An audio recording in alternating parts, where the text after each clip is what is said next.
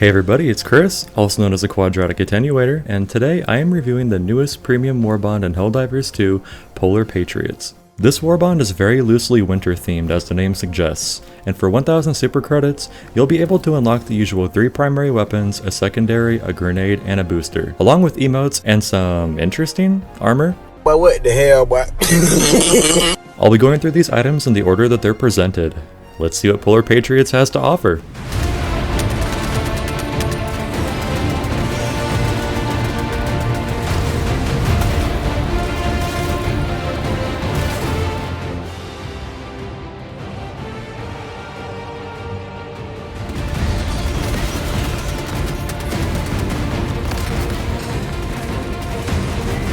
The Tenderizer is an assault rifle with very low recoil, but a slightly lower fire rate and capacity to compensate.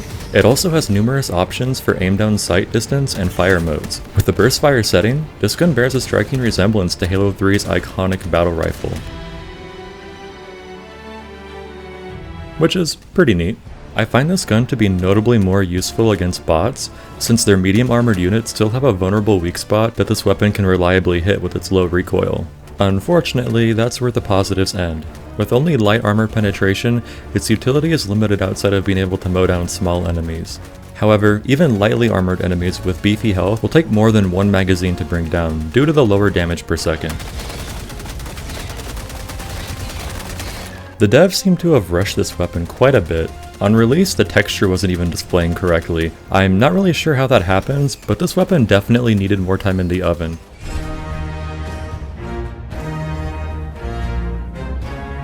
The Motivational Shocks booster lowers the amount of time that it takes for everyone to recover from the slowed status. This excludes planetary effects like tremors or blizzards, and area effects like EMS mortars and stun grenades.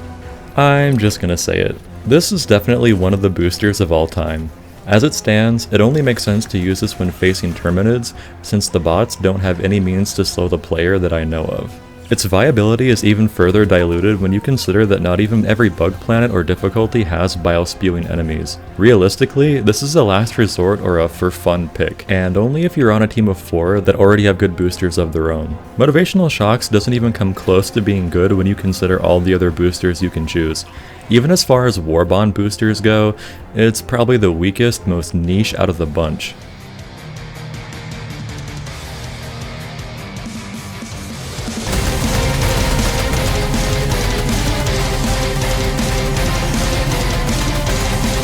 The Pummeler is a submachine gun that deals concussive damage, allowing it to stunlock enemies with repeated hits. It outputs slightly lower damage and fire rate compared to the base SMG, but that's hardly noticeable. Being a one-handed weapon, the Pummeler can be wielded with a ballistic shield, which results in a pretty deadly combo when facing bots. You can basically become a devastator, tanking hundreds of bullets and giving out serious damage out in the open. Just be careful of explosives, since those will knock you down and potentially break your shield. Fatality.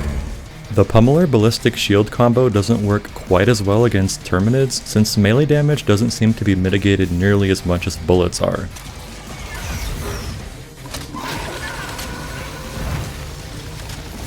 On its own, the Pummeler feels okay against bugs, and it is cathartic to be the one stunlocking hunters for a change, but the gun feels rather weak against anything bigger than light enemies. I'd say the Pummeler is a nice addition to our arsenal. I can see it being powerful even against bugs if multiple Helldivers are using the weapon, or if you have something else to deal with armor. Not to mention using it with a shield is surprisingly really fun.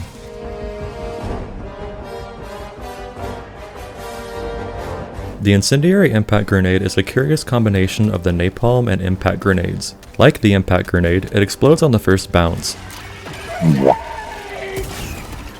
However, it takes more after the napalm grenade by leaving behind some short-lived flames that do damage over time to enemies that walk into them, or if they were directly struck by it.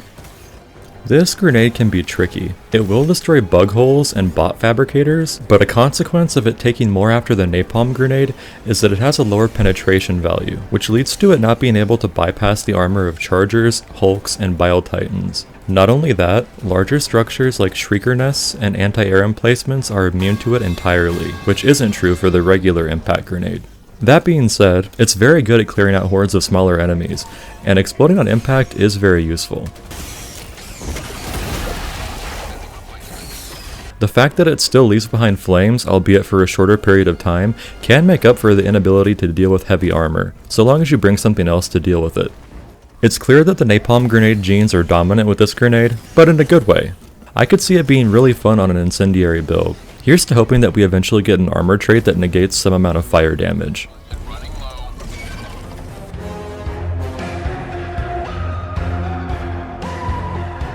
The Purifier is a plasma-based weapon that resembles the Scorcher, but it functions more like the railgun and arc thrower with a charging mechanic. Each projectile deals splash damage and hits a bit harder than a shot fired from the Scorcher. However, the overall DPS is lower due to how long it takes to fire a single shot. This weapon excels against bots, as they tend to keep their distance and stand still. Like its plasma-based little brother, it can stunlock medium-sized enemies, while also being able to damage heat sinks of large enemies and tank turrets. If you're going to be fighting bugs, I honestly think it's best to steer clear of this weapon. Terminids are constantly advancing on you, and hunters will be the bane of your existence with their ability to close distance fast. Hello, motherfucker! In the game's current state, the large amount of bug patrols constantly swarming you makes this weapon feel like more of a hindrance than a help, especially with the high self-damage of the projectile's explosion radius. It also does next to nothing against chargers, bile titans, and terminid structures. To be blunt, this weapon disappointed me. It took everything that I liked about the Scorcher and Arc Thrower and combined it in a way that somehow makes it feel awful. If it did something truly unique to only this weapon, like a bigger explosion radius, or if it fired a 3-round burst after charging, it could have been really cool. As it stands, I can't recommend using this weapon in its current state.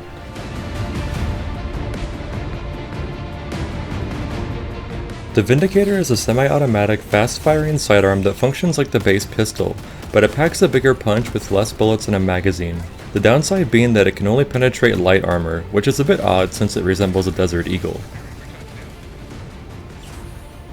That isn't to say this gun is a pushover though.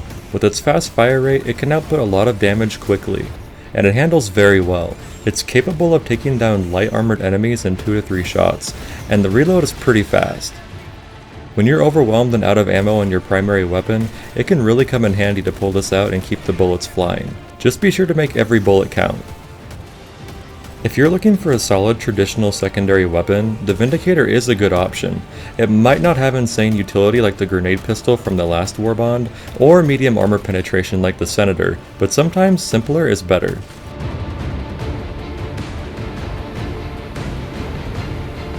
In conclusion, Polar Patriots leaves a lot to be desired.